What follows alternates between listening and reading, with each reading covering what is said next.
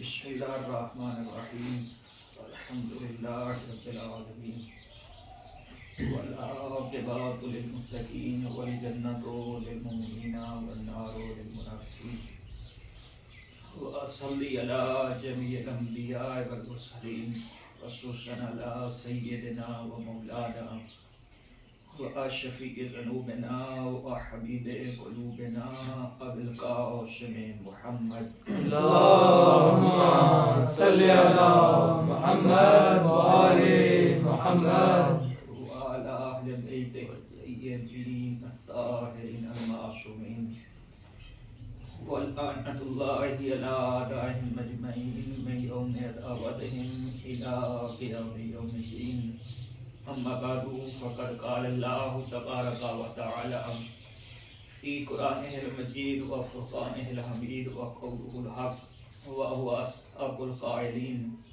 بسم الله الرحمن الرحيم إن الدين عند الله الإسلام صلوات بر محمد اللهم صل على محمد وآل محمد. گزشتہ جو درس گزرا تھا اس میں ہم نے گفتگو کی تھی کچھ غالیوں کے جو نظریات ہیں. اصل میں ہماری گفتگو یہ جو موجودہ حالات ہیں پوری دنیا کے اور بالخصوص امام عصر اجل اللہ تعالیٰ فرجہ شریف اس حوالے سے شروع ہوئی تھی. تو درمیان میں یہ بات ایک غالبوں کی جو ہے وہ شروع ہوئی. شاید آپ سمجھتے ہوں گے کہ یہ غالبوں کی جو گفتگو ہے اس کے ساتھ کوئی رابطہ نہیں ہے. حالانکہ اس کا تذکرہ بہت ضروری ہے اور یہ آخری زمانے میں اس کا بہت زیادہ رابطہ ہے. اور یہی وہ لوگ ہوں گے جو خود امام زمانہ علیہ السلام کے بھی خلاف ہوں گے, ان کے ساتھ باقاعدہ سے جو ہے وہ جنگ بھی کریں گے. شدید ترین مخالفین میں سے یہ گروہ ہوگا امام کا. بین ہی حضرت ابو ذر غفاری جو صحابی رسول تھے, ان کا ایک رسول اکرم نے ان کو ایک وصیت کی تھی آخری زمانے کے. وہ پوری ایک کتاب ہے, وہ بہت بڑی وصیت ہے. وہ انشاءاللہ اللہ تعالیٰ نے توفیق عطا کی تو وہ کسی ٹائم آپ کی خدمت میں نقل کروں گا. اس میں حضور نے حضرت ابو ذر سے یہ ارشاد فرمایا تھا کہ جس طرح میرے ساتھ ہوا بیٹے نہیں میرے آخری بیٹے کے ساتھ بھی ہوگا. پھر اس کی خود حضور نے وضاحت فرمائی کہ حضور کے ساتھ کیا ہوا. یعنی وہ اوس و خزرج کے جو دو قبائل تھے جن کی آپس میں لڑائیاں ہوتی تھی, وہ جو حجاز کے علاقے میں جو بسے. میرا گلا ایسے ہی خراب ہے آج, کچھ زیادہ خراب ہے, شاید آپ لوگ کو فیل ہو رہا ہوگا. بسم اللہ. تو وہ کس اعتبار سے یہاں پر آئے تھے, کیوں وہاں پر وہ چلے گئے تھے؟ کیونکہ وہ یہود و نصارہ قوم میں تھیں, بالخصوص یہودی تھے وہ سارے, اور کچھ پھر وہ خیبر میں چلے گئے. وہ خیبر کا قلعہ جو فتح کیا تھا مولا علیہ السلام نے, وہ بھی انہیں کا ایک حصہ تھا. یہاں سے یہ پھر اٹھ کے یہاں سے یہ ہجرت کر کے وہاں خیبر میں, خیبر ایک جگہ ہے, وہ قلعہ جہاں حضرت نے فتح کیا تھا, وہاں چلے گئے تھے. اس وقت کوئی گوگل نہیں تھا سرچ کرنے کے لیے, مگر نشانیاں جو حضور اکرم صلی اللہ علیہ وآلہ وسلم کی تھیں وہ بہت عیاں انجیل اور تورات میں بیان کی گئی تھی. جیسا کہ خود قرآن بھی کہتا ہے کہ یہ رسول اکرم کو ایسے پہچانتے تھے جس طرح انسان اپنے بچوں کو پہچانتا ہے.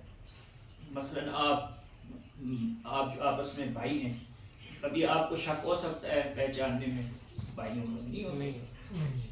اسی طرح یہ اتنی واضح نشانیاں تھی حضور کی, شمائل کی, ان کے اخلاق کی, وہ کہاں پر آئیں گے, کیسے وہ زندگی بسر کریں گے, تمام اس قدر بیان ہوئی کہ جیسے بچوں کو اپنے انسان پہچانتے ہیں اس طرح وہ حضور کو پہچانتے تھے.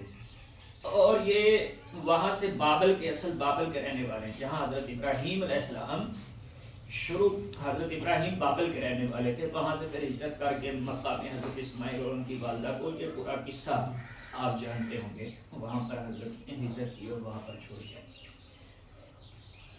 تو یہ بھی وہاں بابل کے رہنے والے سے، وہاں سے یہ ڈھونڈتے ڈھونڈتے وہ علاقہ کہ جہاں آخری نبی نے آنا ہے، تو وہ اسی مکہ اور مدینہ کے ارد گرد آ کے بس گئے، چونکہ انہیں پتا تھا کہ مدینہ میں آ کے آخری نبی کی حکومت قائم ہوگی۔ اور پھر جب آخری نبی آ گئے، انہوں نے آ کے دعوت اسلام دی، تو یہی جو ایک عرصے سے سینکڑوں جو دہائیوں سے آخری نبی کے انتظار میں بیٹھے ہوئے تھے، انہوں نے سب سے پہلے حضور کا انکار کر دیا، اور سب سے زیادہ مخالفت اور سب سے زیادہ جنگیں انہی لوگوں نے حضور سے لڑی۔ کیوں؟ چونکہ آخری نبی ان کے قبیلے سے نہیں آئے، کیونکہ جیسا کہ پہلے بھی آپ کی خدمت میں نقل کیا تھا، دو سلسلے چلے حضرت ابراہیم کی نسل سے، ایک حضرت اسحاق کی نسل اور ایک حضرت اسماعیل علیہ السلام کی نسل۔ حضرت اسحاق کی نسل سے سارے انبیاء آئے، لیکن ہمارے آخری نبی کون سی نسل سے آئے؟ حضرت اسماعیل۔ واحد نبی جو حضرت اسماعیل کی نسل سے، وہ ہمارے آخری نبی حضرت محمد مصطفیٰ صلی اللہ علیہ وسلم۔ تو یہ جو قبائلی ان کے اندر ایک وہ تکبر یا وہ جو چیز، وہ بت پرستی، وہ جو ان کے اندر تھا کہ ہم چونکہ انبیاء کی اولاد ہیں، اور وہ سمجھتے تھے کہ اسی قبیلے سے ہی آخری نبی بھی آنا چاہیے، تو یہ زبان کے اعتبار سے، عقائد کے اعتبار سے، یعنی وہ لوگ جو کہتے تھے کہ جتنا مرضی ظلم کر لیں کوئی مسئلہ نہیں ہے، آخری نبی جب آئیں گے، وہ تعلیمات جو مسیحیت، اس کے اندر لکھا ہوا ہے کہ یسوع نے یہ کہا، اگر آپ انجیل پڑھیں تو اس کے اندر یہ الفاظ آتے ہیں کہ یسوع نے یہ کہا کہ اگر تجھے کوئی مارے تو اپنا دوسرا منہ اس کی طرف کر دو، تو آخری جو ہے نا وہ ایک نجات دہندہ آئے گا اور وہ آ کے سب کے بدلے لے گا۔ تو وہ اسی انتظار میں تھے کہ آخری نبی آئیں گے تو وہ ہمارے بدلے لیں گے، مار کھائی، پتہ نہیں کیا کیا کیا، اگر جب وہی نجات دہندہ آیا تو اس کا کیا کیا؟ انکار۔ اسی طرح حضور نے فرمایا کہ جب میرا آخری بیٹا آئے گا، وہ لوگ جو بڑی بڑی دعائیں کریں گے ہاتھ اٹھا اٹھا کے، اب میرے آخری بیٹے کے لیے سب سے زیادہ مخالفت وہی کریں گے۔ موسٹلی ہمارے پاکستان میں جو افراد ہیں وہ دیکھ لیں، ان کے عقائد اسی طرح کے ہیں، چونکہ امام علیہ السلام جب آئیں گے دین کا احیاء کریں گے، دین الہی کا، تو وہ ہر فرقے نے جو جو اپنا دین بنایا ہوگا وہ اس کو چھوڑنا آسان نہیں ہوگا، لہذا امام کی کیا کریں گے؟ مخالفت کریں گے۔ جیسا کہ پچھلی میں نے پڑھا کہ مولا علی علیہ السلام نے ان کو جلا دیا، مگر پھر بھی وہ بعد اس سے نہیں آئے، امام اس سے بار بار کہتے رہے کہ توبہ کر لیں، رجوع کر لیں۔ اور ان نظریوں میں سے ایک نظریہ پڑھ کے پھر امام علیہ السلام کی طرف میں آتا ہوں۔ ان غالیوں کا ایک نظریہ یہ تھا، آج جو بہت زیادہ اس کو پھیلایا جا رہا ہے، اور ہمارے ہاں بھی، آپ کے بھی ادھر معلوم نہیں ہے یا نہیں، ہمارے مشاعرہ میں بھی کچھ افراد ہیں جو اس کی باقاعدہ سے تشریح کر رہے ہیں، اس کو نشر کر رہے ہیں اور بچوں کو، جوانوں کو گمراہ کر رہے ہیں۔ یہ جتنے بھی وہ کہتے ہیں کہ نماز ہے، روزہ ہے، زکوٰۃ ہے، اس سے مراد ائمہ تحریم ہے، یعنی مولا علی نے کہا ہے کہ میں تمہاری نماز ہوں، میں ہی تمہارا روزہ ہوں، نہ نماز پڑھنے کی کوئی ضرورت ہے، نہ روزہ رکھنے کی کوئی ضرورت ہے، بس میں ہی سب کچھ ہوں۔ تو اس طرح کی جو احادیث گھڑی گئیں، جیسا کہ پچھلے درس میں بھی کہا تھا، امام باقر علیہ السلام نے فرمایا کہ غالب نے بہت ساری احادیث گھڑ کے میرے چھٹے امام نے فرمایا کہ میرے والد کی طرف ان کو کیا کر دیا؟ منسوب کر دیا گیا۔ اسی کے متعلق جو ہے وہ ہمارے 11ویں معاف کیجیے گا 10ویں امام ہادی النقی علیہ السلام، ان کے دور میں ایک شخص تھا علی ابن حسقہ، یہ غالیوں کا سرغنہ تھا، اور پھر اس کے جو ہے وہ قاسم شورانی ابن یکتیبی، یہ بھی اس کا شاگرد تھا، اور یہ بڑے خبیث افراد تھے جن دونوں کا امام نے قتل کا حکم دیا تھا، اور امام نے کہا تھا کہ جو ان کو قتل کرے گا اس کی جنت کا ضامن میں ہوں۔ امام نے فرمایا تھا کہ جہاں کہیں یہ ملے ان کا سر کو چل دو۔ اور پھر آپ کے ایک صحابی جو آپ کو ملے اور اس نے تصدیق کی کہ مولا آپ نے واقعی یہ کہا ہے، تو امام نے فرمایا ہاں بالکل میں نے کہا ہے کہ یہ افراد جہاں کہیں بھی ملے ان سے اظہار برات کریں اس طرح کے عقیدہ رکھنے والوں سے، اور جہاں کہیں ممکن ہو ان کا سر پھوڑ دیں۔ ان کا عقیدہ یہ تھا کہ انہوں نے ایک جو صحابی ہے انہوں نے خط لکھا ہمارے 11ویں امام عسکری علیہ السلام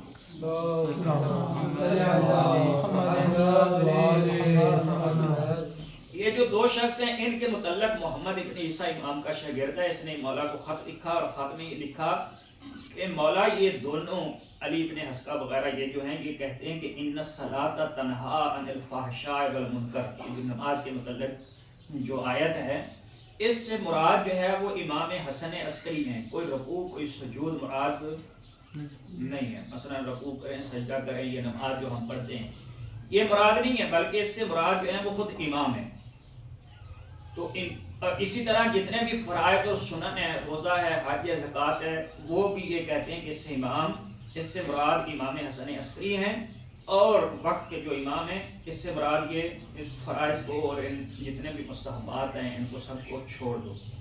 امام نے جواب میں یہ لکھا کہ یہ ہمارا دین نہیں ہے، اس سے دوری اختیار کریں، اور پھر امام نے ارشاد فرمایا کہ ادنا ما یخرج بہ الرجل من الایمان، چھوٹی سے چھوٹی چیز جو ایک مومن کو ایمان سے خارج کر دے گی، ان یجلس الی غال، ان غالیوں کے ساتھ مجلس کرنا بیٹھنا، یہ جو غالی ہیں ان کے ساتھ بیٹھک کرنا اٹھنا بیٹھنا، فیستمع الی حدیثہ، ان کی باتوں کو سننا، بتصدیقہ علی قولہ، اور ان کے قول کی تصدیق کرنا، یہ سب جو بھی اس طرح کرے گا امام نے فرمایا کہ وہ اس کو ایمان سے وہ کیا ہو جائے گا، خارج ہو جائے گا۔ اس کو شیخ صدوق نے الفصال، شیخ صدوق کی ایک بڑی مشہور و معروف کتاب ہے، اس کے اندر اس حدیث کو جو ہے انہوں نے جو ہے وہ نقل کیا ہے۔ اور پھر امام نے ارشاد فرمایا کہ خدا نے حضرت محمد مصطفیٰ صلی اللہ علیہ وسلم اور ان سے پہلے جتنے انبیاء تھے سب کو توحید، نماز، روزہ، زکوٰۃ، حج اور ہماری ولایت کی تبلیغ کے لیے بھیجا۔ سب انبیاء نے جو ہے وہ اللہ کی توحید کی جو ہے وہ تبلیغ کی ہے، رسالت کی تبلیغ کی ہے، پھر یہ نماز روزہ کی تبلیغ کی ہے، اور ہماری ولایت کی جو ہے وہ تبلیغ کی ہے۔ جو بھی ان چیزوں سے باہر نکلے گا امام نے فرمایا ان کا ہمارے ساتھ کوئی تعلق نہیں۔ لہٰذا ان لوگوں سے یہی وہ لوگ ہیں کہ جو اس وقت سب سے زیادہ جو مخالف ہیں ایران کے بھی، سب سے زیادہ مخالف ہیں مراجع کرام کے بھی، مجتہدین کے بھی۔ آپ یہ دور ہے، اب یہ چھپنے والی چیزیں نہیں ہیں، سوشل میڈیا پہ ساری چیزیں یہ موجود ہیں۔ جب امام علیہ السلام کا ظہور ہوگا، آج میں آپ کی خدمت میں خلاصہ ذکر کرتا ہوں، پھر انشاءاللہ اس کی ساتھ ساتھ تفصیل بھی پڑھیں گے۔ امام کی تحریک کا آغاز مکہ سے شروع ہوگا۔ مکہ مکرمہ، بیت الحرام، خانہ کعبہ جو ہے وہاں پر امام علیہ السلام اپنی تحریک کا آغاز کریں گے، اور وہیں پہ سب سے پہلے خطبہ دیں گے، وہیں پہ حضرت جبرائیل و میکائیل آگے سب سے پہلے آپ کی بیعت کریں گے۔ اسی طرح حضور اکرم صلی اللہ علیہ وآلہ وسلم اور مولا کائنات اور کچھ انبیاء اور بھی آپ کے ساتھ، انشاءاللہ احادیث بھی آپ کی خدمت میں ساری نقل کروں گا کہ کس شان کے ساتھ جو ہے وہ حضرت جنگ کریں گے۔ اسی طرح مولا کائنات بھی تشریف لائیں گے، وہ بھی ایک بہت بڑی جو ہے وہ جنگ لڑیں گے۔ امام جو ہے وہ مکہ سے اپنی تحریک کا آغاز کریں گے، اور عالمی سطح پر روم اور مغرب یہ ان کا آپس میں کیا ہوگا، بہت زیادہ اختلاف ہوگا، جیسا کہ ابھی رونما ہو رہا ہے، یہ ساری چیزیں اسی طرف جا رہی ہیں۔ یہ آپسی ان کی لڑائی ہوگی، یہاں تک کہ ایک عالمی جنگ کی نوبت جو ہے یہ آ جائے گی۔ یہ احادیث کے اندر وارد ہے۔ اسی طرح ظہور سے پہلے حدیثوں کے اندر آتا ہے کہ 2 امام کی حمایتی حکومتیں قائم ہوں گی، اور ان کا ذکر بھی ہے، ایک ایران میں قائم ہوگی، ایک یمن میں قائم ہوگی، جو کہ دونوں جگہ قائم ہو چکی ہیں۔ یعنی یہ بھی پیشن گوئی، یہ بھی جو احادیث کے اندر آیا یہ سب ثابت ہو چکا ہے۔ اسی طریقے سے جو ہے وہ پھر کہا گیا کہ 2 شخصیتیں ایران سے، جسے خراسانی کا جو ہے وہ کہا جاتا ہے کہ خراسانی ایک اٹھے گا۔ اسی طرح خراسانی جو ہوگا وہ لیڈر ہوگا، اور اس کے ماتحت شعیب طالقانی، طالقان جو تہران کے اندر ایک قوم ہے، اس کا باقاعدہ تذکرہ کیا گیا ہے روایت کے اندر کثرت کے ساتھ۔ شعیب طالقانی کا تذکرہ اگر آپ امام زمانہ کے موضوع پہ کوئی بھی کتاب پڑھیں اس کے اندر آپ اس کو دیکھیں گے۔ وہ کمانڈر کے طور پہ جو ہے وہ جنگ لڑے گا خراسانی کے، اور یہی وہ شخص ہوگا کہ جو خود امام زمانہ علیہ السلام کی فوج کا بھی چیف کمانڈر بنے گا۔ یہ بہت بڑا شخص ہے یہ۔ اسی طرح یمن سے یمانی کا بھی خروج ہوگا، اور تیسرا خروج جو ہے وہ سفیانی کا۔ اس کے اوپر تھوڑی سی گفتگو پہلے بھی کی، اور پھر آگے جا کے تفصیل سے اس کے اوپر جو ہے وہ گفتگو کریں گے۔ اسی طرح جو یمن کے اندر ایک انقلاب برپا ہوگا بہت بڑا۔ ابھی تو خود یمن کے اندر انقلاب آیا نا، وہ جو کل تک سارے نصیری اور غالی پہلے وہ آغا خانیے تھے، اور اکثر ان میں نصیری تھے، اور پھر جو ہے وہ ایک دم سے اللہ تعالیٰ نے ان کو ہدایت کی، وہ سب کے سب مومن ہو گئے اور شیعہ ہو گئے، شیعہ اثناعشری ہوئے، اور پھر باایمان، اور پھر باایمان ایسے ہوئے کہ ابھی دنیا کی جو سپر طاقت جو طاغوت ہے اس کے مقابلے میں جو ہے وہ کھڑے ہوئے ہیں، ایران کے شانہ بشانہ۔ تو علیکم السلام ورحمۃ اللہ۔ عبداللہ ایک شخص، عبداللہ نامی جو ہے وہ اس کا نام ہے، کہ جس کے بارے میں پیغمبر اکرم صلی اللہ علیہ وسلم نے یہ فرمایا تھا کہ مجھے عبداللہ کے مرنے کی خبر دیں، اور میں آپ کو آخری امام کے آنے کی خبر دیتا ہوں، بشارت دیتا ہوں۔ جب عبداللہ مرے گا، یہ سعودیہ کی بات ہوگی، عرب کے اندر سعودیہ کا بادشاہ جب مرے گا تو اس کے بعد شہزادے جو ہیں ان کا آپس میں کیا ہو جائے گا، اختلاف ہوگا، اور وہ اختلاف اس قدر جو ہے وہ بڑھ جائے گا کہ کبھی بھی حضور نے فرمایا پھر وہ کسی ایک بندے پہ جمع نہیں ہوں گے، حتیٰ کہ یہ معاملہ امام کے ظہور تک جو ہے وہ جا پہنچے گا، اور سالوں کی جو بادشاہت ہے وہ حضور نے فرمایا کہ وہ مہینوں پر ہو جائے گی، مہینوں کی بادشاہت دنوں پر ہو جائے گی، یعنی اس قدر بادشاہ ایک دم سے چینج ہونا شروع ہو جائیں گے، اور اس قدر ان کا آپس میں کیا ہو جائے گا، اختلاف ہو جائے گا۔ ابو بصیر جو ہیں وہ یہ راوی ہیں، انہوں نے پوچھا کہ کیا یہ معاملہ طولانی ہوگا، یعنی یہ جو اختلاف ہوگا یعنی بہت لمبا سلسلہ چلے گا؟ تو امام نے فرمایا ہرگز نہیں، یہ تھوڑا ہی عرصہ ہوگا کہ اس کے بعد امام علیہ السلام کا کیا ہو جائے گا، ظہور ہو جائے گا۔ پھر امام نے فرمایا کہ حرمین کے درمیان ایک بہت بڑا حادثہ پیش آئے گا، جب یہ آپس میں لڑیں گے بادشاہ تو حرمین دونوں حرم جو ہیں وہ ان کے درمیان ایک بہت بڑا حادثہ اور واقعہ پیش آئے گا۔ وہ یہ ہوگا کہ یہ آپس میں اس قدر بادشاہ لڑیں گے کہ ان میں سے ایک جو بادشاہ ہوگا وہ دوسرے کے جو گروپ دوسرا ہوگا اس کے 15 میں یہ حدیثوں کے اندر 3-4 لفظ استعمال ہوئے ہیں۔ 15 جو ہے وہ قبیلے کے افراد مارے گا، ایک حدیث کے اندر یہ ہے۔ دوسرا یہ ہے کہ 15 بڑی شخصیات کو قتل کر دے گا۔ تیسری حدیث کے اندر یہ ہے کہ 15 ان کے رہبروں کو قتل کر دے گا۔ چوتھی حدیث کے اندر یہ ہے کہ وہ 15 ان کے بڑے اور مشہور بادشاہ کے بیٹے جو ہیں ان کو کیا کر دے گا، قتل کر دے گا۔ تو یہ ممکن ہے کہ یہ کوئی ایک ہی افراد ہوں، ایک ہی کو مختلف ناموں سے تعبیر کیا گیا ہو، یا ممکن ہے کہ یہ سارے بھی ہو سکتے ہیں، یہ تو آنے والا وقت جو ہے وہ بتائے گا۔ اسی طریقے سے جب ہم سب سے پہلے تو رجب میں ایک ندائے آسمانی آئے گی، اس کا تذکرہ بھی انشاءاللہ آپ کی خدمت میں کروں گا۔ پھر اس کے بعد دوسری 3 ندائیں آئیں گی آسمان سے امام زمانہ کی، چونکہ جس طرح امام کی غیبتیں 2 ہیں نا، غیبت صغریٰ اور غیبت کبریٰ، اسی طرح امام کے ظہور بھی 2 ہوں گے، ایک ظہور صغریٰ ہوگا اور ایک ظہور کبریٰ ہوگا۔ ظہور کبریٰ ہوگا جب امام مکہ میں تشریف لے آئیں گے اور مکہ میں آ کے خطبہ دیں گے. اس سے پہلے جو ہے وہ کچھ عرصہ پہلے امام کا ظہور صغریٰ ہو چکا ہوگا. اس وقت امام کے ساتھ 30 شخصیات، 30 آپ کے صحابہ امام کے وہ ہوں گے جن کے ذریعے سے اپنے جتنے بھی وہ 313 کمانڈر ہیں ان 30 کے ذریعے سے ان سب تک امام علیہ السلام رسائی حاصل کریں گے. ان سب کو اپنے رابطے میں جو ہے وہ لے لیں گے اور وہ سب کے سب جو کیا ہو جائیں گے مکہ کے اندر جمع ہو جائیں گے ایک خانہ کعبہ کے اندر. اور وہاں پر ایک بڑا سلسلہ جو ہے وہ قائم ہوگا اور انشاءاللہ اس کی تفصیل میں آپ کی خدمت میں جو ہے وہ آگے جا کے نقل کروں گا کہ کس طرح ان کو گھیرا جائے گا اور امام علیہ السلام کو بھی. لیکن ادھر سے جبرائیل امین فوراً جو ہے وہ زمین کے اوپر نازل ہوں گے. اسی طرح حضرت میکائیل بھی اور امام علیہ السلام کی حفاظت کریں گے اور ان سب کو جو ہے وہ قتل کر دیا جائے گا جتنے بھی منکرین ہوں گے امام کے مخالفین ہوں گے.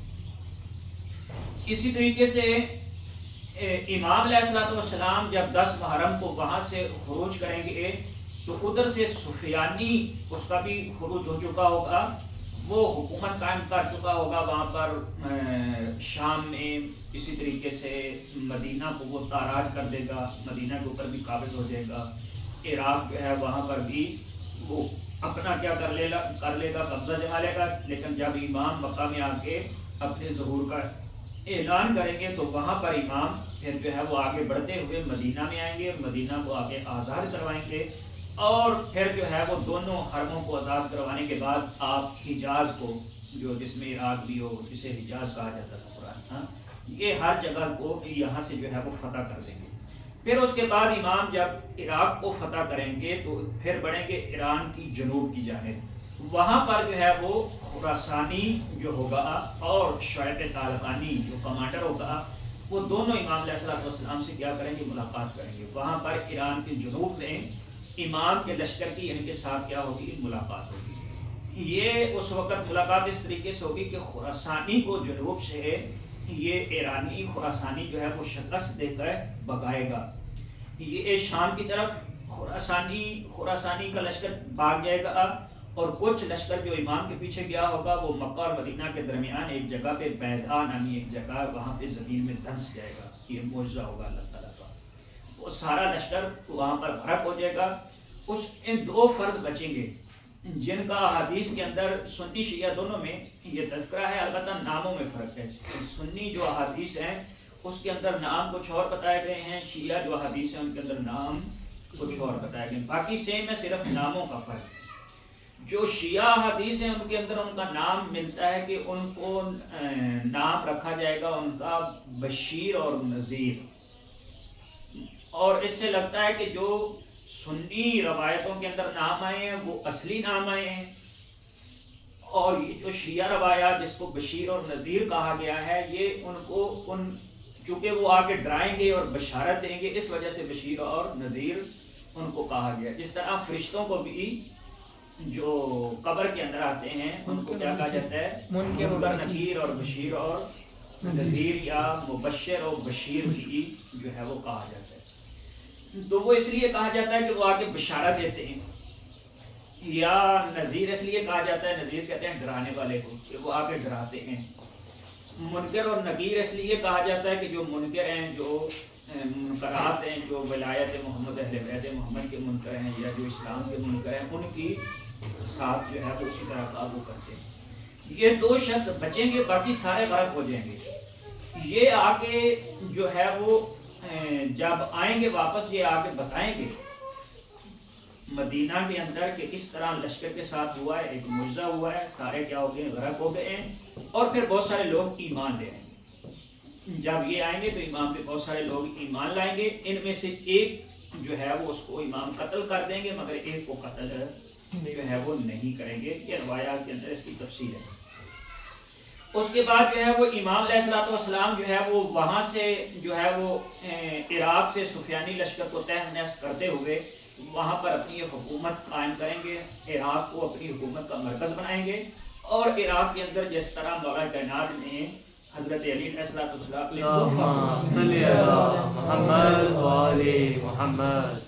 کوفہ کو اپنا دارالحکومت بنایا تھا امام زمانہ بھی کوفہ کو کیا کریں گے؟ دارالحکومت بنائیں گے.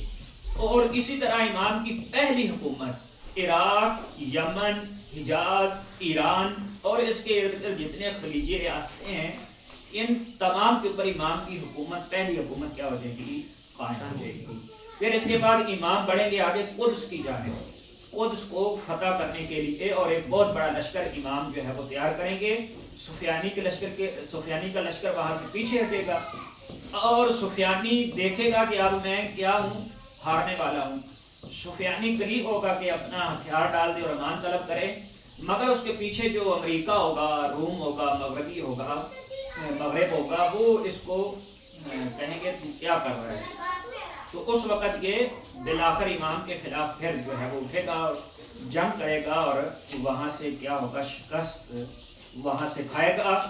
اور اسی حالت میں جب ایک بہت بڑی جنگ جو ہے وہ چھڑنے لگے گی مغرب کے درمیان اور امام زمانہ علیہ السلام کے درمیان، تو اس وقت حضرت عیسیٰ علیہ السلام کا آسمان سے نزول ہوگا.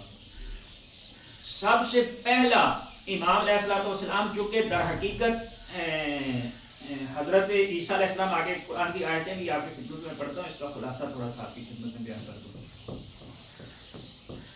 امام جب آئیں گے تو سفیانی چونکہ در حقیقت کن کا نمائندہ ہوگا؟ مغرب کا، روس کا اور روم کا. روم جو یہ تمام مغربی اقوام کو کہا جاتا ہے.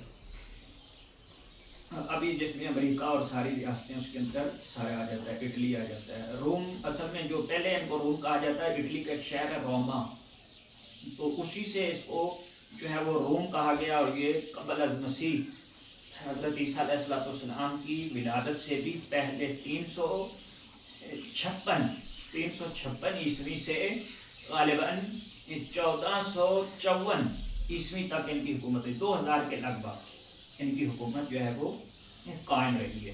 پھر اس کے بعد جو ہے وہ پھر درمیان میں ترکوں نے جو سلطنت عثمانیہ وہ قائم ہوئی. پھر یہ سارا سلسلہ چلتا رہا. اس کی تفصیل انشاءاللہ بعد میں آپ کی خدمت میں نقل کروں گا. حضرت عیسیٰ جب آئیں گے تو یہ آ کے اپنا ایک حکم نامہ جاری کریں گے، ایک بالعموم سب کے لیے، جس کو ہر شخص اپنی اپنی زبان میں سنے گا. کوئی بلوچی ہے تو وہ بلوچی زبان میں اس کو سمجھ میں آئے گی. جو شخص جو زبان بولتا ہے یا سمجھتا ہے آسانی سے، اسی کو اسی زبان میں حضرت عیسیٰ کا پیغام پہنچ جائے گا. بالعموم تمام دنیا کے لیے ہوگا اور بالخصوص نصارہ کے لیے ہوگا، مسیحیوں کے لیے ہوگا. اور مسیحی آپ کو پتہ ہے دنیا میں زیادہ تر کیا ہے؟ مسیحی ہے. تو عوام مسیحی جب حضرت عیسیٰ کا پیغام سنیں گی تو اس وقت وہ کیا کر لیں گی؟ حضرت عیسیٰ پر ایمان لے آئیں گی. اور پھر اسی طرح جو ہے وہ اکثریت ان کی کیا ہو جائے گی؟ مسلمان ہو جائے گی. یہ 7 سال کا معاہدہ ہوگا کہ امام علیہ السلام جو ہے وہ جنگ نہیں کریں گے، ادھر سے وہ بھی کہیں گے کہ ہم جنگ نہیں کریں گے. جس طرح رسول اللہ صلی اللہ علیہ وآلہ وسلم نے صلح حدیبیہ کی، اسی طرح امام حسن مجتبی نے معاویہ کے ساتھ صلح کی. اور صلح سے مراد یہ ہے کہ سیز فائر، جنگ بندی جو ہے وہ کر دی گئی. اسی طریقے سے امام زمانہ بھی ایسا ہی کریں گے، لیکن وہ 3 سال کے اندر اندر اس صلح نامے کو کیا کر دیں گے؟ توڑ دیں گے، جس طرح کہ پرانا ان کا وتیرہ ہے. پھر انشاءاللہ تعالی جو ہے وہ بالآخر ان سب کو کیا ہو جائے گی؟ شکست ہوگی. یہ صلح نامہ ٹوٹے گا کس طرح؟ صلح نامہ ٹوٹے گا اس طرح کہ عوام کے اندر ایک بیداری آ جائے گی، ظاہر شعور آ جائے گا. حضرت عیسیٰ جب آئیں گے اور وہ اپنے معجزات دکھائیں گے، اور پھر اسی طریقے سے کیا کہتے ہیں، حضرت عیسیٰ جب امام کے پیچھے نماز پڑھیں گے اور تمام مسلمان ہو جائیں گے، عوام مسلم ہو جائیں گی، مگر حکومت ظاہر ہے وہ حکومت وہی رہے گی. تو وہ 10 لاکھ کا لشکر تیار کریں گے. 10 لاکھ کا لشکر تیار کر کے مسلمانوں کے اوپر تیسرے سال ہی، 7 سال کا معاہدہ ہوگا مگر تیسرے سال ہی کیا کر دیں گے؟ شام کے اوپر چڑھائی کریں گے. مگر امام علیہ السلام کا لشکر کیا کرے گا؟ ان کو وہ پیچھے دھکیلے گا اور شکست دے گا. اور پھر پوری دنیا کے اندر جو ہے وہ ہر جگہ پہ تحریکیں کھڑی ہو جائیں گی، تمام مسلمان ہو جائیں گے، سارے جو ہے وہ مومن ہو جائیں گے، امام پر ایمان لے آئیں گے. اور ہر جگہ پہ پوری دنیا میں تحریکیں کھڑی ہو جائیں گی اور ہر جگہ پہ اپنے اپنے ملک میں وہ حکومت کا تخت کیا کر دیں گے، الٹ دیں گے، اور بالآخر ہر جگہ پہ امام علیہ الصلوۃ والسلام جو ہے وہ ان کی حکومت قائم ہو جائے گی۔ پھر جو ہے وہ حضرت عیسیٰ علیہ الصلوۃ والسلام جو ہے وہ ان کی موت ہو جائے گی، اور امام زمانہ علیہ الصلوۃ والسلام کفن لے کر آئیں گے جو جناب مریم سلام اللہ علیہ نے اپنے ہاتھ سے سیا تھا حضرت عیسیٰ علیہ السلام کے لیے۔ وہ کفن ابھی امام زمانہ علیہ الصلوۃ والسلام کے پاس ہے۔ جب حضرت عیسیٰ فوت ہوں گے تو امام زمانہ اسی کفن کو جو ہے وہ حضرت عیسیٰ کو پہنائیں گے اور پورے لوگوں کو دکھائیں گے کہ دیکھ لیں کہ یہ حضرت عیسیٰ فوت ہو چکے ہیں، یعنی اس دنیا سے رخصت ہو گئی، ان کو موت آ گئی ہے، لہذا آج کے بعد کوئی ان کو ابن اللہ نہ کہے۔ جس کو موت آ جائے وہ اللہ کا بیٹا یا اللہ نہیں ہو سکتا۔ اور تو یہ جتنی بھی افواہیں ہیں یہ ساری کی ساری کیا ہو جائیں گی، ختم ہو جائیں گی۔ پھر اس کے بعد ایک دور چلے گا، ترقی کا دور۔ امام علیہ السلام اس مادی دنیا کو بدل دے گے، اس قدر ترقی ہو جائے گی کہ خود رسول اللہ صلی اللہ علیہ وسلم کی حدیث مبارکہ کہ حضرت آدم سے لے کے امام زمانہ کی حکومت قائم ہونے تک جو دنیا ترقی کرے گی وہ عدد کے اعتبار سے 2 عدد، بس ہم گنتی شروع کر دیں 1 2 کاؤنٹنگ کریں تو یعنی جو انسان نے ترقی میں قدم اٹھایا ہوگا وہ 2 قدم ہوگا حضرت آدم سے ابھی تک۔ آپ دیکھیں کتنی ترقی ہوگی، لیکن جیسے ہی امام حکومت قائم کریں گے تو یہ ترقی 27 عدد تک پہنچ جائے گی۔ کیا ہوگا، یعنی اس کو بھی ہم سوچ بھی نہیں سکتے کہ کتنی ترقی ہوگی۔ یعنی اس قدر ترقی ہو جائے گی کہ حدیث کے اندر ہے کہ انسان کو موبائل کی ضرورت نہیں ہوگی۔ مغرب اور مشرق کے افراد ایک دوسرے سے بات کریں گے، ابھی بھی بات کرتے ہیں، ابھی بھی دیکھتے ہیں، مغرب کے لوگ مشرق والوں کو دیکھتے ہیں، لائیو کال اگر ہم کریں، ویڈیو کال کر لیتے ہیں، مگر اب بات کرتے ہیں ڈیوائس کے ذریعے، مگر اس وقت ڈیوائس کی ضرورت بھی نہیں رہے گی، انسان اتنی ترقی کر جائے گا۔ اسی طرح طبیبوں کی، ڈاکٹروں کی ضرورت نہیں رہے گی۔ اس کو ابھی بھی ہم سمجھ سکتے ہیں، پہلے کتنی جہالت ہوتی تھی۔ ابھی آپ جس گھر میں بھی چلے جائیں، جہاں بھی کوئی بچہ، جس گھر میں بچہ ہو چھوٹا، سال کا 2 سال کا 6 مہینے کا، وہ ماں کو پتہ ہوتا ہے کہ بچے کو کون سی دوائی دینی، ایسا ہے نا۔ وہ بخار والی بھی، پیٹ درد والی بھی، وہ ساری یہ معلومات کچھ حد تک وہ ان پڑھ ماں بھی ہو اس کو بھی پتہ ہوتا ہے۔ تو یہ انسان اتنی ترقی کر جائے گا، اتنی وہ چیزیں جو نقصان دہ ہوں گی ان کو کھائے گا ہی نہیں، لہٰذا کسی بھی چیزوں کی ضرورت نہیں پڑے گی، طبیبوں کی ضرورت نہیں ہوگی، وکیلوں کی ضرورت نہیں، بہت سارے شعبے سارے کیا ہو جائیں گے، تقریباً ختم ہو جائیں گے۔ اور جس طرح وہ روایات کے اندر ہے کہ ایک خاتون مشرق سے مغرب تک چلے گی زیور سے لدی ہوئی، ضروری نہیں ہے کہ وہ زیور پہن گی، یعنی مثال دی گئی سمجھانے کے لیے، مگر کوئی اس کو چھیننے والا یا کوئی اس کو لوٹنے والا نہیں ہوگا۔ کیوں نہیں ہوگا؟ کیونکہ ضرورت نہیں ہوگی۔ اور یہ بات سمجھیں کہ شاید یہ بعض افراد کہتے ہیں کہ یہ کیسے ہوگا، یہ پہلے ہو چکا ہے۔ حضرت علی علیہ السلام نے کتنے سال حکومت کی ہے، کسی کو معلوم ہے؟ 4 سال، 4 سے 4.5 سال۔ اس حضرت کی جو حکومت ہے، اس کے اوپر جو کتابیں لکھی ہیں غیر مسلم نے، وہ پڑھ کے دیکھیں۔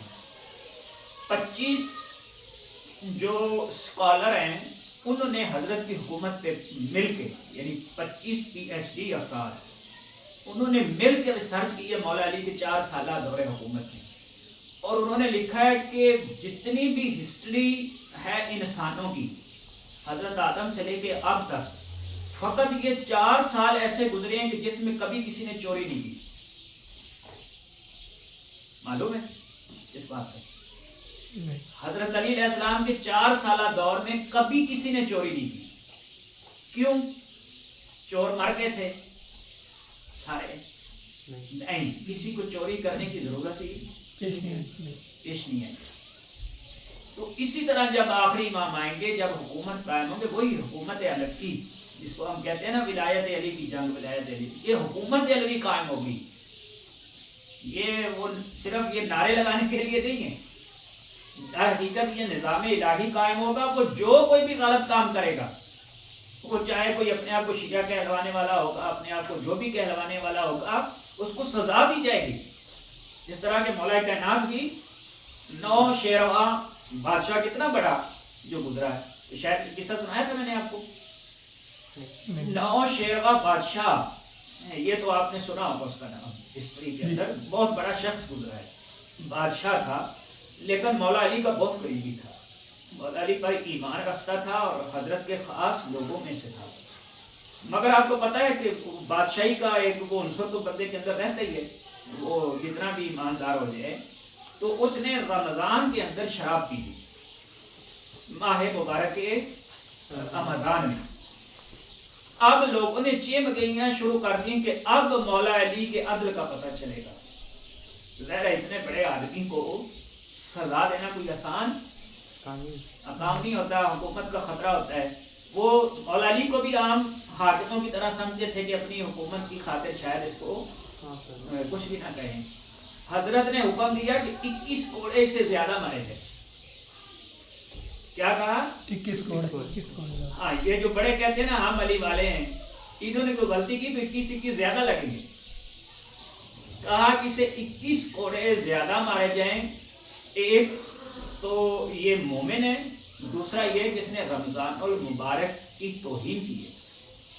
एक तो शराब पी, दूसरा फिर माह मुबारक के रमजान में पी है।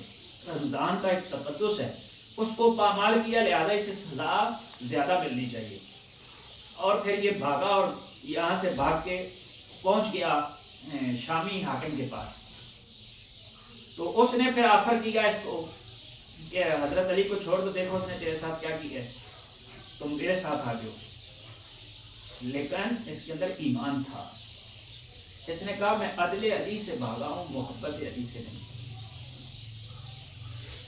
चाहे अली ने मुझे कोड़े मारे हैं, चाहे मुझे मार भी दें, लेकिन मोहब्बत अली मैं छोड़ नहीं सकता। और फिर इमाम अलैहिस्सलाम की तरफ बिलाकर जो है ये पलट आया।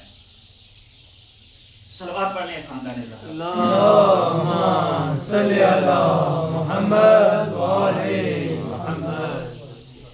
ज़माने ज़हूर में अमरीकी और यूरोपी कौमों का जो है वो किरदार क्या होगा। जब अहादीस आप आखिरी ज़माने की आप पढ़ें तो इसमें जो अहादीस ज़्यादातर अमरीका का लफ्ज़ या रूस का लफ्ज़ इस्तेमाल नहीं हुआ। हदीसों के अंदर रोम का लफ्ज़ इस्तेमाल हुआ। जैसा कि एक तज़किरा मैंने पहले कर दिया कि इटली के एक शहर का नाम रोमा था, जहाँ से ये रोमी हुकूमत बाकायदा से कायम हुई। और वहाँ भी जो इटली नयाब लोग कम थे, यमन के रहने वाले ज़्यादा अफराद उसके अंदर शामिल थे और वो सबको रोमी कहा जाता था। अभी भी जो मौजूदा हदीस के अंदर है, ये रोम जितना भी मगरबी हुकूमत है, इन सब को अक़वाम को क्या कहा जाता है? रोम कहा जाता है। इसी तरीके से तुर्कों का तज़किरा बहुत ज़्यादा है। तुर्क जो है वो इमाम अलैहिस्सलाम के खिलाफ उठेंगे, सुफियानी का साथ देंगे। ये अभी मौजूदा तुर्क भी वैसे ही हैं, लेकिन और जो हदीसों के अंदर तुर्क जो है वो रूस को भी कहा गया है। ये दोनों ही जो है वो हमारी आंखों के सामने ये सारा बहुत जल्दी के सारे काम जो है वो हो रहे हैं। सूरह रूम और सूरह काफ के अंदर बाकायदा से जो है ये तज़किरा भी अल्लाह ताला ने इस जो है वो कौम का किया है। आखिरी ज़माने में जो एक और चीज़ इमाम ने फरमाया कि बड़े बड़े बहरी जहाज़ अरब ममालिक की जानिब जो है वो बढ़ेंगे। और छठे इमाम अलैहिस्सलाम ने फरमाया कि जब तुम शाम के शहरों में फितना देखो तो मौत ही मौत नजर आएगी आपको। जर्द किस्म के लोग हर मुल्क की तरफ बढ़ेंगे और उनके दरमियान बड़े बड़े मार्के होंगे। और फिर इमाम ने फरमाया कि ईरान के साथ बहुत बड़ा मार्का होगा इन सब लोगों का, लेकिन अल्लाह तबारक व तआला ईरान को फतह नसीब करेगा। ये सारा कुछ अहादीस के अंदर है। عرب میں اختلاف سے مراد جو ہے وہ اسلامی مغرب، جب کہا جاتا ہے نا غرب میں اختلافات اٹھیں گے، غرب سے مغرب سے مراد اسلامی مغرب ہے، اور اسلامی مغرب جو ہے وہ شروع کہاں سے ہوتا ہے؟ شام سے۔ سب سے پہلا جو اختلاف ہے جنگ، یہ ایک عالمی جنگ بھی بنے گی اور چھڑے گی، اس میں بہت سارے لوگ جو ہے وہ مارے جائیں گے، وہ یہی سے شام سے، جیسا کہ اب سارا سلسلہ اسی طرف جا رہا ہے۔ اللہ تعالیٰ نے سورہ روم کے شروع میں اگر کہیں تو اللہ نے ارشاد فرمایا الف لام میم غلبت الروم فی ادنی الارض، اللہ کہتا ہے کہ روم کو ہم نے کیا کر دیا؟ مغلوب کر دیا ہے، اور پھر فرمایا فی ادنی الارض وہم من بعد غلبہم سیغلبون فی بضع السنین، اللہ کہتا ہے کہ وہ عن قریب مغلوب ہونے کے بعد پھر غالب ہو جائیں گے، یعنی پہلے وہ مغلوب ہوتے، مغلوب جب وہ ہوئے تھے تو اس وقت بھی ایرانیوں نے ان کو مغلوب کیا تھا۔ یہ ہجرت کے حضور اکرم صلی اللہ علیہ وسلم کی مدینہ میں جب آپ نے ہجرت کی اس سے 6 سال پہلے ایرانیوں نے روم کو شکست دی تھی، اس وقت جو روم موجود تھا وہ یہی روما شہر جو ہے وہاں اٹلی کا، اور یہ ارد جو ہے، پھر وہاں سے یہ ایک ان کی حکومت کام ہوتی ہوتی قسطنطنیہ جو ابھی شام کے اندر ہے، اور جنہوں نے جس کو فتح کیا تھا ترک بادشاہوں نے، میرے خیال میں اس کے اوپر ابھی ایک ان کا ڈرامہ بھی جو ہے وہ چل رہا ہے، سلطان محمد فاتح کس طرح کا، تو اس نے کیا کیا تھا؟ اس وقت دنیا کو کیا کیا تھا؟ فتح کیا تھا۔ تو یہ وہی ہے، یہ حکومت ان کی یہاں تک محدود ہو گئی تھی، پھر ترکوں نے اس کو فتح کیا، جس کے بارے میں امام محمد باقر علیہ السلام ارشاد فرماتے ہیں کہ میں دیکھ رہا ہوں کہ ترک گھوڑے جو ہے وہ قسطنطنیہ کی طرف بڑھ رہے ہیں اور اس کو فتح کر رہے ہیں۔ تو یہ ساری چیزیں جو ہے وہ بہت پہلے سے جو ہے وہ ہو چکی ہیں، اور پھر یہ اللہ تعالیٰ نے اس آیت کے اندر فرمایا کہ وَهُمْ مِنْ بَعْدِ غَلَبَهُمْ سَيَغْلِبُونَ، یعنی قرآنی اجاز دیکھیں کہ یعنی یہ مغلوب ہونے کے بعد عن قریب پھر کیا ہو جائیں گے؟ غالب ہو جائیں گے۔ یعنی 356 ہجری میں ایرانیوں نے اس کو فتح کیا، اور اس کے بعد 315 عیسوی میں اس کو ایرانیوں نے فتح کیا، اور چند سال بعد 624 جو ہے وہ عیسوی میں پھر جو ہے وہ روم کیا ہو گیا؟ غالب ہو گیا، یعنی چند سال ہی فتح ہوا اور پھر فوراً کیا ہو گیا؟ غالب بھی آ گیا۔ یہ قرآن کا پہلا معجزہ تھا، یعنی قرآن نے جو پیشن گوئی کی تھی اس دنیا کے سامنے، اس کے بعد بہت سارے افراد جو ہیں وہ کیا ہو گئے تھے؟ ایمان لے کر آئے تھے۔ پھر امام باقر علیہ السلام ارشاد فرماتے ہیں کہ اب اس کے بعد کیا ہوگا؟ اللہ تبارک و تعالیٰ اس روم کے اوپر امام مہدی علیہ السلام کو غلبہ جو ہے وہ عطا فرمائے گا، اور اگلی آیت میں اللہ نے ارشاد فرمایا کہ وعد اللہ لا یخلف اللہ، اللہ اپنے وعدوں کی خلاف ورزی نہیں کرتا، اس کا وعدہ جو ہے وہ حق ہے، ولیکن اکثر الناس لا یعلمون، لیکن اکثر لوگ اس کو جانتے نہیں ہیں۔ یعنی حکومت الہی، حکومت امام مہدی علیہ السلام یہ قائم ہو کے رہے گی، اس کا اللہ نے وعدہ کیا ہوا ہے، اور انشاءاللہ جو ہے وہ کیا ہوگا؟ یہ غالب آئیں گے۔ کب غالب آئیں گے؟ یہ سارا تذکرہ قرآن مجید میں ہے، اور پھر اللہ نے فرمایا وَقَوْلِهِمْ، یہ جو ان کا قول ہے نصارہ کا اور یہودیوں کا، بالخصوص یہودیوں کا، اِنَّا قَتَلْنَا الْمَسِیحَ عِیسیٰ ابْنَ مَرْیَمَ رَسُولُ اللَّہ، عیسیٰ ابن مریم جو اللہ کے رسول تھے ان کو ہم نے قتل کر دیا ہے، ما قتلوہ وما صلبوہ، نہ تو انہوں نے حضرت عیسیٰ کو قتل کیا ہے، نہ ہی حضرت عیسیٰ کو انہوں نے صلیب چڑھایا ہے۔ وہ سمجھتے تھے کہ ہم نے حضرت عیسیٰ کو پکڑ کے کیا کر دیا؟ صلیب چڑھایا۔ وَلَكِنَّ شُبَّهَهُ لَهُمْ، لیکن انہوں نے حضرت عیسیٰ کے شبیہ کو قتل کر دیا، یعنی ایک شخص جو ہے وہ یہودا یا دوسرا شخص شمعون، ان دونوں میں سے ایک شخص جو ہے وہ حضرت عیسیٰ کی اللہ تعالیٰ نے شبیہ بنا دیا، اور حضرت عیسیٰ اس کی شکل پہ بن گئے۔ یہ روایات کے اندر موجود ہے کہ حضرت عیسیٰ علیہ السلام اپنی شکل بدلنے پہ قادر تھے، اس لیے کہ حضرت کے بہت سارے معجزات ہیں حضرت عیسیٰ علیہ السلام۔ تو اللہ کہتا ہے کہ انہوں نے اس کی شبیہ کو، حضرت عیسیٰ کی شبیہ کو کیا کر دیا ہے؟ قتل کیا ہے۔ وَإِنَّ الَّذِينَ اخْتَلَفُوا فِيهِ، اور اس کے بعد ان لوگوں نے اس کے درمیان اختلاف کیا ہے، لفی شک منہ، اور شک میں پڑے ہوئے ہیں، ما لہم بہ من علم، حالانکہ ان کو کچھ بھی علم نہیں ہے، الا اتباع الظن، مگر اپنے اپنے ظن کی گمانوں کی کیا کر رہے ہیں، اتباع کر رہے ہیں، وما قتلوہ یقیناً، اللہ کہتا ہے یقینی طور پہ انہوں نے حضرت عیسیٰ کو قتل نہیں کیا ہے، بل رفعہ اللہ علیہ، بلکہ اللہ تبارک و تعالیٰ نے حضرت عیسیٰ کو کیا کر لیا ہے، اوپر اٹھا لیا ہے۔ وَإِن مِّنْ أَهْلِ الْكِتَابِ إِلَّا لَيُؤْمِنُنَّ بِهِ، کوئی بھی اہل کتاب، یہ اصل جس کے لیے میں نے آیت پڑھی ہے امام کے ساتھ جس کا تعلق ہے زیادہ، وہ یہ ہے، وَإِن مِّنْ أَهْلِ الْكِتَابِ إِلَّا لَيُؤْمِنُنَّ بِهِ، کوئی اہل کتاب ایسا نہیں ہوگا کہ جو حضرت عیسیٰ کے قبل موت ہی، حضرت عیسیٰ کی موت سے پہلے پہلے ان پر ایمان نہ لے گیا، تو ایسا تو ابھی تک نہیں ہوا۔ سارے یہود و نصارہ تو ایمان لے کے آئیں، یعنی اس کا مطلب ہے حضرت عیسیٰ ایک دفعہ پھر دنیا میں آئیں گے اور حضرت عیسیٰ کی موت سے پہلے سب کے سب کیا لے آئیں گے، ایمان لے آئیں گے۔ وَيَوْمَ الْقِيَامَةِ يَقُولُ عَلَيْهِمْ شَهِيدًا، اور حضرت عیسیٰ کو قیامت والے دن ہم نے ان کے اوپر گواہ بنایا ہے، یہودا اور نصارہ کے اوپر، اور یہ سب کے سب کیا کریں گے، ایمان لائیں گے۔ حضرت عیسیٰ جب آئیں گے، جیسا کہ آپ کی خدمت میں نے نقل کی تھا کہ حضرت عیسیٰ تشریف جب لے کر آئیں گے، درمیان میں صلح کروائیں گے، اور یہ صلح نامہ جو ہے وہ یہ توڑ دیا جائے گا، اور پھر روایت کے اندر ملتا ہے کہ حضرت عیسیٰ صلیب کو توڑ دیں گے، خنزیر کو قتل کر دیں گے۔ خنزیر سے یہاں مراد جو پچھلے دفعہ جو ہے وہ حیدر نے تذکرہ بھی کیا تھا، کیا کہتے ہیں اس کو، دجال مراد ہے یہاں پر۔ دجال کو حضرت عیسیٰ علیہ السلام کیا کریں گے، قتل کریں گے۔ یہ بہت ہی ٹائم بھی تھوڑا ہے، میں مختصراً آپ کی خدمت میں نقل کرتا ہوں، یہ بہت ہی آپ لوگوں کے لیے، بالخصوص جوانوں کے لیے، بچوں کے لیے بہت سمجھنے کی ضرورت ہے۔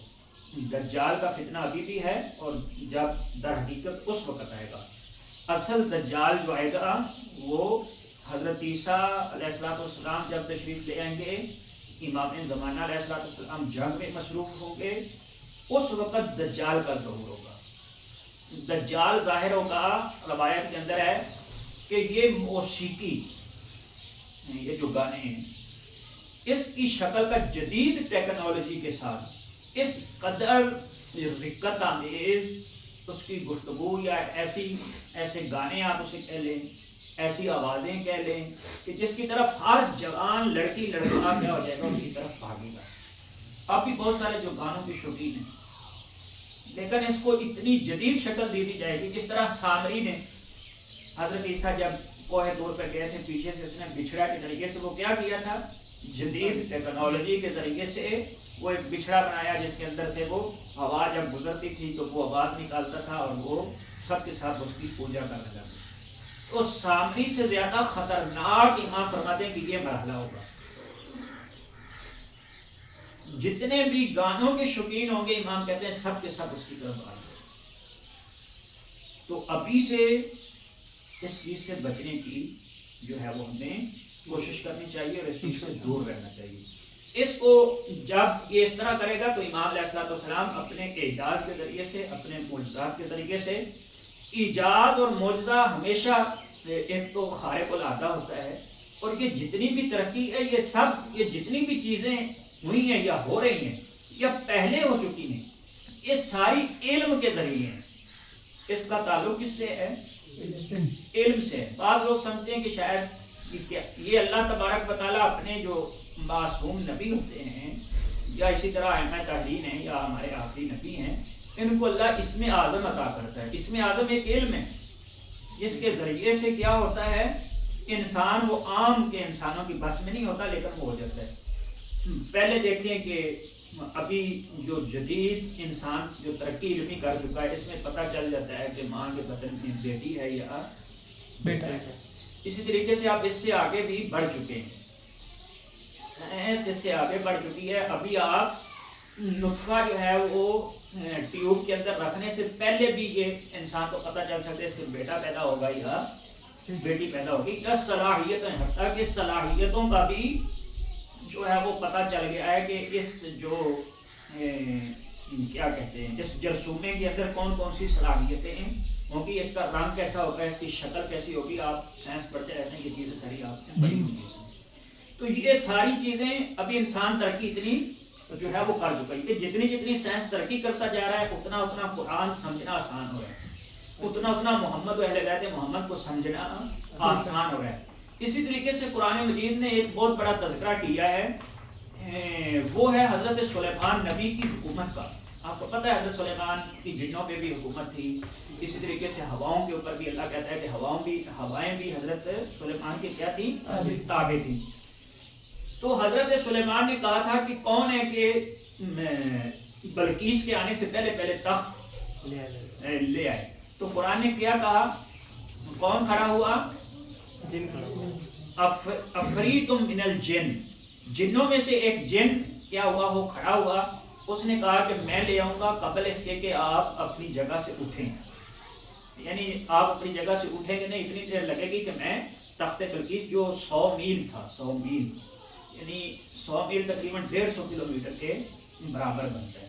یعنی اتنی دور سے آپ بیٹھیں اور بیٹھ کے کھڑے ہو جائیں تو میں, یا اس سے بعد نے مراد لیا کہ جتنی حضرت کی وہ بیٹھک ہوتی تھی, یعنی وہ جب آتے تھے اجلاس کے اندر, جس طرح ابھی پارلیمنٹ کا مثلا فرض کریں وزیر اعظم آئے اور چند جو ہے وہ لمحات اس میں گزارے اور پھر برخاست کر دے اس کو, تو اسی طریقے یعنی اتنا ٹائم گزرے گا کہ میں لے آؤں گا. لیکن اللہ نے فوراً کہا وَقَالَ الَّذِي عِندَهُ مِنَ الْعِلْمِ, وہ شخص کہنے لگا جس کے پاس علم میں سے تھوڑا سا علم تھا. توجہ کریں اس بات کے اوپر. پہلے ایک جن کھڑا ہوا, جن کی طاقت یہ تھی. اب وہ بندہ کھڑا ہوا, اللہ کہتا ہے جس کو ہم نے تھوڑا سا علم دیا تھا. وہ کہنے لگا کہ قبل اس کے کہ اے سلیمان تم اپنی پلک جھپکو, یعنی پلک جھپکو بھی نہیں تو میں اس کو تخت بلقیس کو یہاں پر لے آؤں گا. اور ایسا ہی قرآن کہتا ہوا کہ حضرت سلیمان کی آنکھیں کھلی تھی, بند بھی نہیں ہوئی, تو ان کے سامنے تخت آ بھی گیا تھا. یہ اتنے رستے میں جو دیواریں تھی, رستے میں جو درخت ہوں گے, رستے میں جو اتنی ساری چیزیں ہوں گی, ظاہر ہے 100 کلومیٹر سے بندہ جائے اور 150 کلومیٹر سے پھر آ بھی جائے اور بندہ پلک بھی نہ جھپکے, اتنی جلدی سے سارا کچھ ہو گیا. یہ کس سے ہوا؟ اللہ کہتا ہے جس کے پاس تھوڑا سا علم تھا. تو یہ جو بہت سارے لوگ پریشانی جن کو ہوتی ہے کہ کس طرح امام مثلا اتنے سارے عالم پہ پہنچ جاتے تھے, یا کیسے ہوتا تھا حضرت علی کیسے اتنی جگہ پہ پہنچ گئے, یہ کیسے ہو سکتا ہے. تو حضرت یہ نبی تھے سلیمان, ان کا جو وزیر تھا آصف بن برقیہ, ان کے پاس ایک اسم اعظم تھا, اور محمد والے محمد کے پاس کتنے ہیں, 72. تو کتنا فرق ہے. یعنی آصف بن برقیہ کی اتنی طاقت ہے تو خود محمد اہل بیت محمد کی طاقت کس قدر جو ہے وہ زیادہ ہوگی. تو یہ اس کا تعلق کیا ہے, علم کے ساتھ ہے. حضرت عیسیٰ علیہ السلام اس کو کیا کر دیں گے, قتل کر دیں گے, اور امام علیہ السلام اپنی ٹیکنالوجی کے ذریعے سے, علم کی ترقی کے ذریعے سے اس پہ قابو پائیں گے. وہ جو خبیث دجال ہے اس نے جو ایک یہ حرکت کرے گا, فساد برپا کرے گا, امام علیہ السلام اس کے اوپر جو ہے وہ قابو پائیں گے انشاءاللہ تبارک و تعالی. اگلی بات نیکسٹ جو ہے وہ اس درس کے اندر آپ کی خدمت میں نقل کروں گا. اللہ تعالیٰ سے دعا ہے کہ ہمیں صحیح معنوں میں اسلام کو سمجھنے اور اس پر عمل پیرا ہونے کی توفیق عطا فرمائے. اپنی دعاؤں کی قبولیت کے لیے, امام علیہ السلام کے ظہور کے لیے, اور مریضوں کی شفا یابی کے لیے مل کے ایک باواز بلند صلوات. اللہم صلی علی محمد